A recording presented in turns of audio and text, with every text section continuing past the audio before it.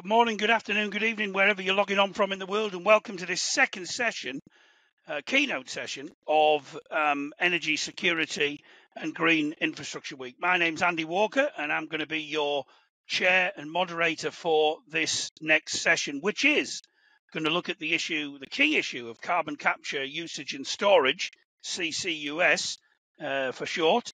How far have we come and what is next? We've got a great panel to help us explore some of the issues. Back in October 2017, of course, the government announced its new approach to CCUS, easy for me to say, in the Clean Growth Strategy.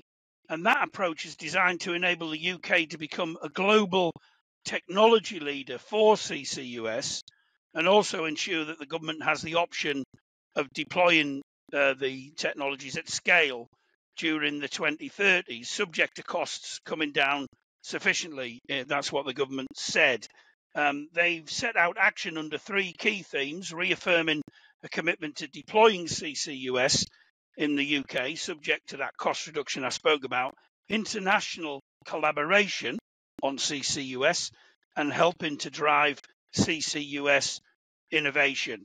Our speakers, our experts here in the room with me, include John Picken from Mitsubishi Heavy Industries, the EMEA region, Chris Thackeray from the Department for Energy Security and Net Zero, and also Olivia Powis from the Carbon Capture and Storage Association. And they're all going to reflect on how far have we come with CCUS, what's next for the sector, the progress that's been made, and where we need to go looking further ahead. And I know their contributions, as indeed all of our speakers' contributions so far during the course of this week, will provoke some interesting debate. So if you do have any questions, then please post those questions in the chat box, and we'll try and get to them as soon as we possibly can after all of our speakers have said their piece. But to kick things off, as I said earlier, we have John Picken, who's the Business Development Director for Mitsubishi Heavy Industries EMEA region. For those that don't understand the shortened technology, I think that means Europe, Middle East and Africa. And he's going to offer some thoughts on carbon capture in this whole area based on his and his company's experience of over 30 years in the field and also running commercial CCS plants since 1999 across more than a dozen sites around the world. So, John, the floor is yours. Thank you very much, Andy. And firstly, it's a pleasure to be on the panel with both Chris, with DESNZ leading the world really with the cluster program that they've developed, and other countries kind of stumbling over themselves to catch up. So good work. Thank you very much from DESNZ, and for Olivia for the great job that the CCSA has been doing as the voice of the industry, becoming more and more important as we go forward. So Andy, let me try and share some slides just to supplement the conversation. So thank you very much for the opportunity today, and I'm going to just very briefly introduce CCS from an OEM's perspective. In this case, it's Mitsubishi Heavy Industries. And as Andy mentioned there at the start, we're in a very good position, I think, in the CCS world of having been developing and doing extensive research and development, both internally and externally, at our factories and at customer sites since around about 1992. So we currently have over 30 years of good, deep experience developing CCS. And just looking very briefly at this slide, you can see that we started out on the journey in 1992 with a 2 tons per day pilot plant at a location in Japan called Nanko. And then by 2016, through various commercial operation and R&D development, we'd reached a stage where we had a commercial plant in America at a place called Petronova in Texas that had been scaled up very progressively to 5,000 tons per day. And in the little box on the right there with a green bottom, you can see that this plant was designated as technology ready levelness number 9, which means fully commercial by the US Department of Energy. And finally, at the top there, you can see that the next challenge for companies such as ourselves is to go beyond 10,000 tons per day in the very largest plants in the world. So one potential for this is Drax in the UK, where we've recently completed a FEED study. And there are other projects over in the States and perhaps some similar projects coming in Europe soon of a similar scale. So where does all this research and development and commercial plants lead us? Well, this is our map of references across the world. You can see that there are 17 plants, there are actually 16 plants in total which are in commercial operation, and 2 plants which are currently under construction, one in Italy and one in Bangladesh. Looking at the spread of plants, you can see that we've had a very good spread worldwide, mostly in the Middle East and Asia and India. And a lot of these early plants were really based around enhanced production of urea, which was then subsequently used in the chemical and the fertilizer industries. Looking forward, for the big plants that are going to follow in the US and in the UK and Europe, storage will become the main kind of option for those plants, with usage probably yet to catch up in the years from 2030 onwards, we believe. So again, on this slide, you can see that in 1999, we had a 210 tons per day plant in Malaysia, and by 2016, on the left-hand side for Petronova, we'd scaled up to nearly 5,000 tons per day. And then I'd just like to mention some of the publicly announced projects in which we're involved in the UK. We're involved across all of the clusters and in many, many projects, and we're actually incredibly busy at the moment. But these are some of the ones which we've recently had press announcements for. So starting on the left with Stanlow Refinery and moving in a clockwise direction. So Stanlow Refinery, we've been chosen as the technology provider, and this is to apply CCS on the back of a fluid catalytic cracker. And the plant will capture roughly 860,000 tons per annum, which is the equivalent to removing 400,000 cars off the road, or to abating 40% of Stanlow's total emissions.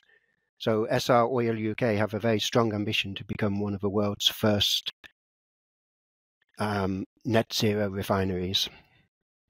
Moving ahead to the right-hand side into Scotland, you can see that we've been very involved also doing a FEED study and a pre-FEED study for SSE and Equinor up in close to Aberdeen at Peterhead. And this project is to build a brand new combined cycle together with carbon capture.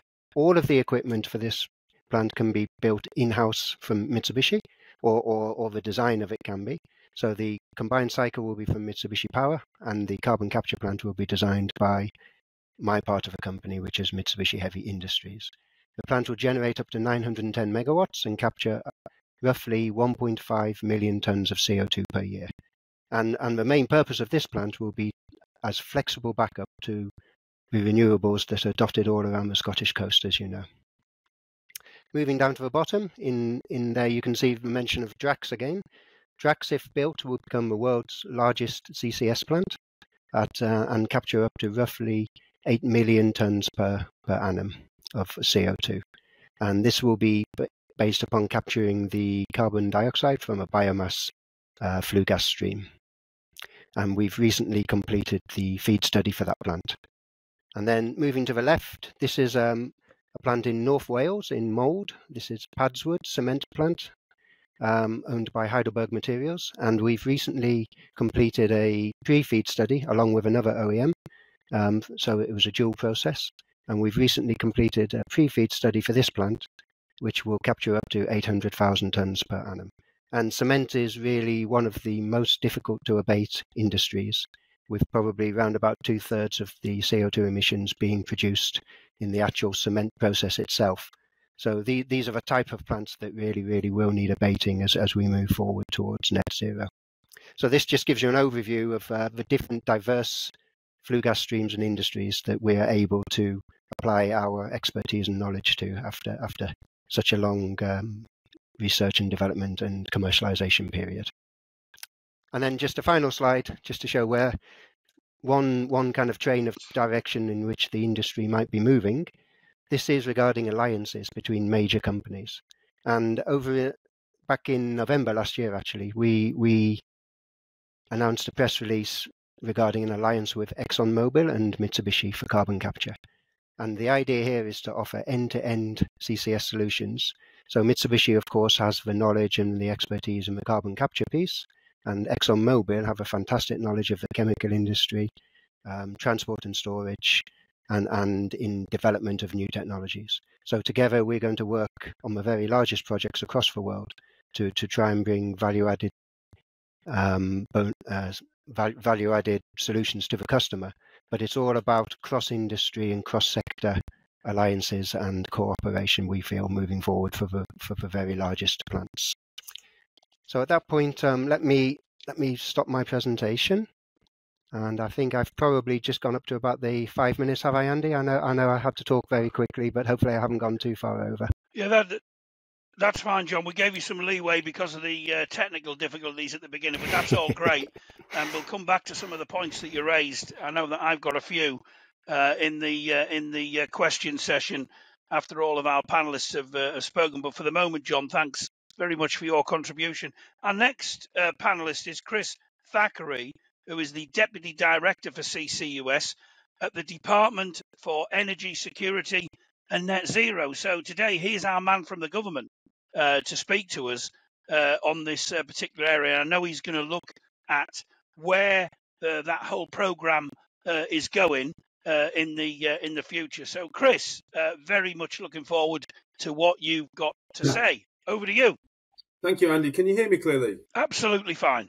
Great. Well, thank you for the invitation to come and speak. I'm delighted to give you an update on the government's progress around developing the CCS programme in the UK. So our ambition with CCS, carbon capture, usage and storage, is to deliver 20 to 30 million tonnes per annum of capture and storage per annum by 2030. And that's through industrial clusters. And it's as a key part of our net zero strategy for 2050 and to achieve our carbon budgets on the road to that 2050 ambition. So by 2035, mid next decade, we need to achieve 78% emissions reductions versus the previous baseline. And CCS is an essential, not an optional technology to meet that in the hard to abate sectors, in industry, in hydrogen production, in power, and greenhouse gas removals. And so it's absolutely necessary. And the Committee on Climate Change have also said that. And so our policy framework is set up to deliver on that ambition. We're doing this through industrial clusters, which is a mixture of a transport and storage system for the CO2 to take it through pipelines or non-pipeline solutions, of which there are a number of options, but primarily in the first clusters through pipeline transport to offshore stores. And those offshore stores can be saline aquifers under the North Sea or other coasts, or they can be depleted gas fields. And so that's permanent geological storage offshore. The UK's got about 78 billion tonnes of theoretical storage.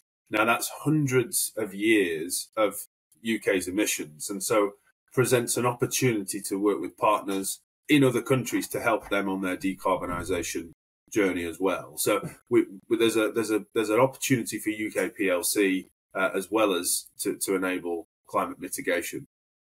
And in terms of our deployment programs, we've selected the first two clusters. Now we want to deliver two clusters by the middle of this decade, and then a further two by the end of the decade.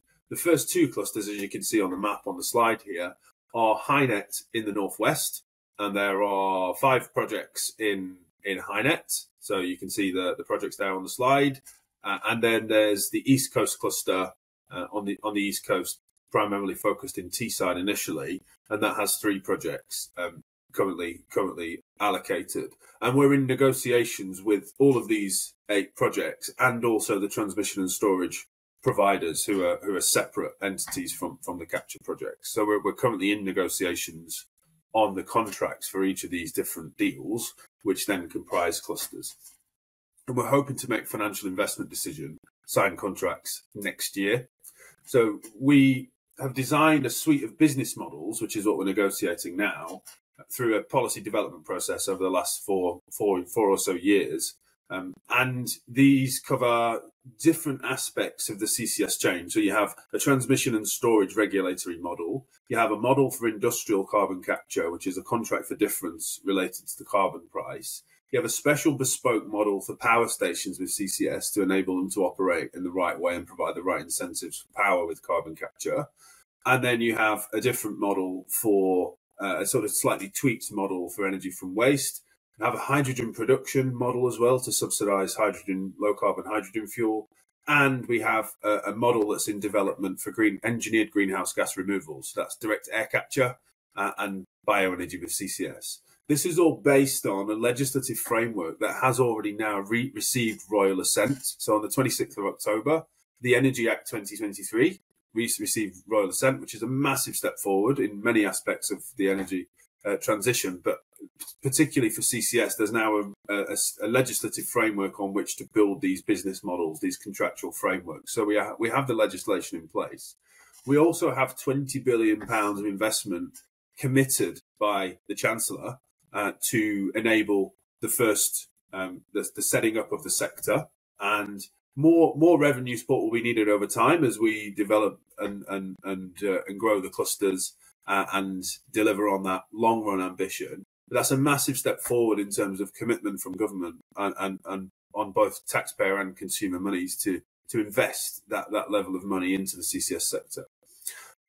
And then in terms of what we'll do next, so we are launching, we've already launched the Track 2 process. So the Track 1 process focuses on the first clusters, the Track 2 process will focus on the next two clusters. And we've selected the clusters for that process already. So we've selected the Acorn cluster in Scotland and the Viking cluster in the Humber. And then we'll run a process to select the projects to connect to those clusters very shortly. We're also running a process to expand the Track 1 clusters. So that's the HyNet and the East Coast cluster you can see on the slide. So we'll bring in more projects to connect to those clusters as we target not only our 20 to 30 million tonnes per year by 2030, but we also have sectoral based targets to produce 10 gigawatts of hydrogen, to deliver as much as potentially 10 gigawatts of power CCS by the middle of next decade, 6 million tonnes of industrial carbon capture per year by the end of this decade, and so on and so on. We have sort of significant ambitions that get us on the road to achieving our net zero ambitions. And we've got a policy framework, we've got the funding in place, and now a significant team both in the government, but also outside in the sector. Now we have a developing base of talent in many organisations across both the public and private sector working in collaboration to deliver this ambition. So I've got to stop there because I realise I've done my 5 minutes. I could talk for a lot longer, and I'm happy to take any questions. Thanks very much, Chris. And we will get to the questions in due course. Just need to introduce our next panellist, who is Olivia Powis, who is the UK Director of the Carbon Capture and Storage Association. And for those that aren't aware of the CCSA's work, they are the lead European association accelerating the commercial deployment of carbon capture, utilisation and storage through their various activities, which include collaboration, bringing together more than 100 member organisations, companies active in the sector, and also through their advocacy role to government and other key stakeholders. So we published, last year we published a CCUS delivery plan, which set out the scale of the industry in the UK. And we recently, back in September, updated this. So we undertook key analysis to reflect the progress made by the industry and to really demonstrate the increase in the number of projects that want to make use of CCUS to decarbonise. But we also sent a survey to our members to get some intelligence from them in terms of their future plans for CCUS and what they needed to happen in the UK to be able to continue to invest in their projects and build that CCUS industry. And lastly, we built an interactive dashboard to showcase the project pipeline in the UK, and I'll show that on our last slide. So just in terms of sort of setting the scene, Chris has already done this, but we gave a status update on the actions that we set out in March 2022. And so I won't go through all these in detail, but just to, I mean, you can see from the RAG rating, you know, which ones are green and which ones are red. And the first one there is to hold regular funded contract allocation rounds, and this is something that we recommended over a year ago, and is not yet there because the process that the government is following to set up those first projects, as Chris just set out, is still ongoing. But I think, you know, there has, since even we published, there has now been some progress on this in terms of looking at the potential to do this in a document that we will expect to be published later this year. There's also legislating the policy framework to enable projects to develop at pace. This was behind schedule number 4, but I can, you know, I'm happy to report that this was pre the energy bill receiving royal assent, and that has now happened. So the legislation, the primary legislation, is now in place, and officials and the industry are very busy sort of developing the secondary legislation that will follow on from that. And as Chris mentioned, the next cluster selection, so the track 2, over a year ago was due to happen in the first half of 2022, and there were a number of delays to the programme. I think fair to say that a lot of these were external factors around sort of political movements and things that made it very difficult to get decisions through. I think that there was a lot of work going on, but it did mean that was later than scheduled. But there's been very good progress. There's good progress on the business models, and good progress on developing the workforce and skills, and also we say we're behind schedule on permitting, consenting, but there has been progress there. So a huge amount of work from both industry and government to get us to where we are now, but compared to where we'd anticipated we'd be, we're sort of slightly falling behind. This is just a key overview of all the UK developments. So some of these you've already heard about. So the 20 billion committed, which is hugely welcome by industry to move forward. And also you can see the map on the right here. So there are 4 clusters in track 1 and track 2, but you can see the number of clusters on the map there. There are now 12 clusters in development. So what our plan was all about what's the route to market for all of these? How are they going to move forward? And how can we enable that to happen really quickly, so that we can reach net zero and reach the targets that are set out, both in current government target, but also in CB6, how we meet those targets, but also to build the industry and to maximise the potential. So in the UK, we estimate that it will create around 70,000 new jobs and help to protect up to 77,000 existing jobs in those industrial areas where you can see those cluster dots. And these are industries that will need to decarbonise. They will have to do so, and so CCUS will give them an option to do that and to continue operating and to continue to provide that investment and employment in those areas. So it's a great picture, and we now sort of need to make sure that we make sure it all happens. And what we showed, the number at the top, the 73 million tonnes per year increase. So this is what we found in our survey from this year, that the number of projects that want to deploy CCUS and are in some level of progress to doing so had risen from capturing 73 million tonnes of CO2 per year to 94. And so there's a huge growth in interest across the UK. The 2 points at the bottom are that a third of the projects that we surveyed are considering relocating their developments overseas if they can't access that transport and storage. So it's quite a considerable number. So of all these projects that add up to the 94 million tonnes, if they can't access that infrastructure, the transport and storage infrastructure, they would consider relocating to somewhere where they could. And also on the bottom right, a third of the emitters currently planning to use carbon capture may need non-pipeline transport. So this is ship, road, rail to access CO2 storage. And at the moment, the focus is just on pipeline. But some really good news stories and new storage license there, 21 new storage licenses and progress on supply chain. So an overall very promising picture, but with some level of risk if we don't move quickly. And this slide just sort of sets that out. So the blue is the number of projects, what they would capture last year.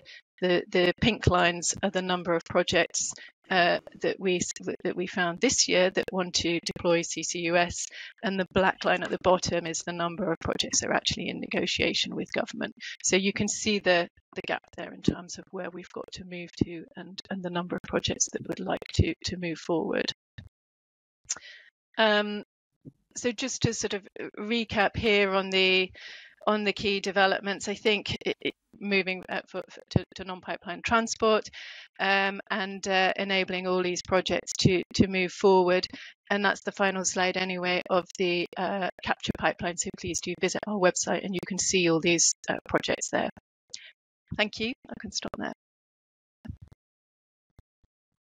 Great. Thanks very much indeed for that, Olivia. And there's loads of information actually on the CCSA's website. You can just Google them or just go to ccsassociation.org, and there's a lot of information about this issue on their website.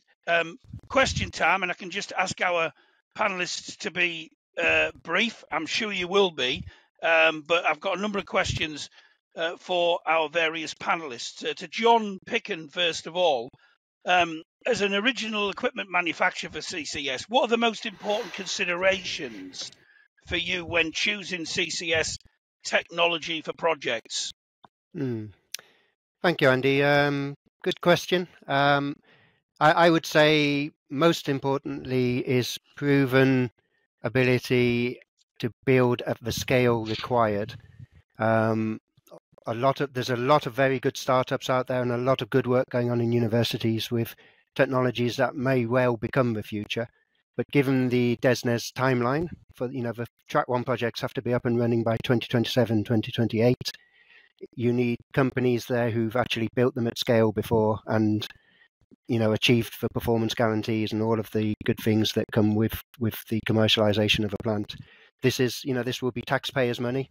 The plants have to work. They have to meet the requirements of the agreements, which are going to be signed between the owners and the government. And so I would say it's got to be technology that's already proven at scale and up and running. The other couple of very quick things I could say is it's extremely helpful if those CCS OEMs have got experience with the flue gases with which they're going to be dealing. So, for example, here in Mitsubishi, we do a lot of testing of different flue gases. We've currently got a test unit on a cement plant in Canada. We're testing from waste to energy on a plant in Japan. And we recently just finished a campaign testing the biomass flue gases at Drax. So all of this gets extrapolated into the design of a larger plant. And it's very important to be able to do this. And then finally, my final point, I'd say maybe another thing which, perhaps my company, Mitsubishi, has experience with, and I know others do, is to have experience of the host plant. If it's a biomass plant, a cement plant, a chemical plant, a refinery. We as a giant organization, we deal with all of these plants. We actually build them. So we know what's coming out of the other end, and we know what kind of CCS plant needs to be designed to be put on the back of it. And I think not all CCS OEMs can do that. So what I'm saying in very briefly is experience and proven ability at scale. Thanks, John. Chris, you spoke earlier about the government's CCUS program. What have you learned from that so far? Yeah, so we've been making policy on CCS in the UK for 15 years, and we're on the cusp of delivering major projects here. So we've got a lot of policy lessons and program lessons that we've learned. I would say they come in a number of different areas. So I think you have to have a clear ambition. on CCS, whether that's for the whole program or for a particular project or a corporate entity. You have to have a really clear ambition on what you want to achieve. And the context is really key. So the fact that we now have a net zero target makes it essential. And 90 countries now in the world, over 90 countries have net zero targets. So interest in CCS, which is an essential technology, is growing exponentially in recent months and years. Secondly, you need to have a policy framework that addresses all of the market failures and, crucially, the coordination problems associated with CCS clusters. This means having a guiding hand, which is either a government entity or another body, which puts together the projects and manages the timing mismatch and volume mismatch and all of the cross-chain risks. And you need the financial business models to protect investors from some of those cross-chain risks. I think third, you need to be adaptable and willing to flex based on how markets and technologies and lessons are learned over time. And fourth, I think crucially, the UK has participated in international conversations on CCS, which comes with real benefit in terms of being able to share our lessons out internationally, but also to learn from others in the international space. And there's a lot of interest now with the UK being a co-sponsor of the Global Carbon Management Challenge, which is about setting a global ambition for CCS, because we need to get to gigaton scale by the 2030s. So I think international collaboration is really crucial as well. Thanks, Chris. In a lot of our sessions so far in energy security and Green Infrastructure Week, a lot of people have spoken about the speed, the pace of change. Just want to ask you, Olivia, what do we need to do to help keep this sector moving ahead at pace? Thanks, Andy. Yeah, I mean, I think from the slides that I showed, I mean, I think we've made a lot of progress, but we've got to move quickly and reach those final investment decisions for track 1, choose the projects for track 2, and get them moving. And we know that with the nascent industry, there will always be some issues. Nothing's going to go totally smoothly, and so it's about getting those first projects off the ground and learning from them. But at the same time, really all those other clusters on the map, having a route forward for those so that they can continue to invest and they can really get off the ground. So, and I think the government is now moving towards that, but it's making sure we've got pace. It's making sure we don't lose time with a general election looming. Very tricky sort of things to navigate around, but and also move forward with non-pipeline transport. It will be critical in terms of being able to move CO2 from EU over to UK and vice versa. And I think it will open up a lot more projects.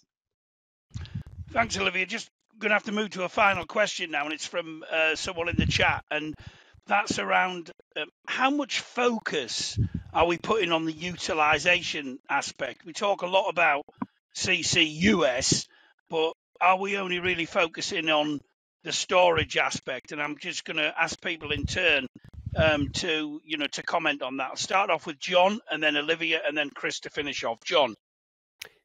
Yep, thanks, Andy. I think if I'm talking here, for example, about the UK, we don't see a massive demand yet for utilisation on a very large scale. It may come, but I think we have to bear in mind that the real great advantage and benefit that the UK has for CCS is our offshore storage sites. We've got the biggest storage area in the world. We've got 30% of a whole European area, if I understand correctly.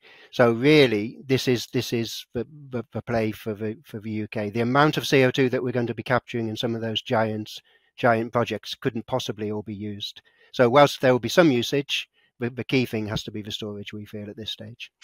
Yeah, I think, and it has been something that we've talked about in the CCSA. It is increasing, I think, in terms of levels of interest of developing utilisation. But as John said, we have been focused on storage, and I think the utilisation that we are looking at is the level of permanence. So it's for what period will it be utilised, and how long will that mean that the CO2 is taken out of the atmosphere? So there are different levels of permanence, and we are more interested from our side in terms of the longer rate of that. So I think those utilization options which will store the CO2 for longer, but most of our focus is on storage because that's where our skills and expertise and capacity is. Thanks, Olivia. And your thoughts on that, Chris? Yeah, that's pretty much exactly the government position right now. I agree with both John and Olivia. One big CCS plant could meet the entirety of CO2 demand for the UK, right? So it's not a huge market right now. There are some encouraging signs around new uses for CO2. So things like sustainable aviation fuel, for example, over time could be brought in to use some of the CO2 that we capture, and that can be helpful to decarbonise aviation against the baseline, but it can also be helpful to improve the economics of CCS. So very much open to innovative approaches. But right now, I think, as John and Olivia have said, the focus is definitely on storage, and it's permanent geological storage, not for things like enhanced oil recovery. It's very much climate mitigation entirely. Okay, thanks, Chris. Thanks, Olivia, and thanks to John for all your contributions in that session. Just a reminder to everybody that all of our webinars, all of our keynote sessions will be available on our website by the end of the week. But we've run out of time for this session. Just a reminder that coming up next, starting at 11:40, that's 20 to 12, we've got our next keynote session on the issue, the very topical issue, given everything that's going on in the world. How do we secure our green energy infrastructure against rising risks? If you want to attend that session here in this one, then just stay on this link, and you'll be able to access the session at 11:40. Again, thanks to John, Chris, and Olivia for their illuminations during that session. Thank you. And we'll see you all at 11:40 a.m.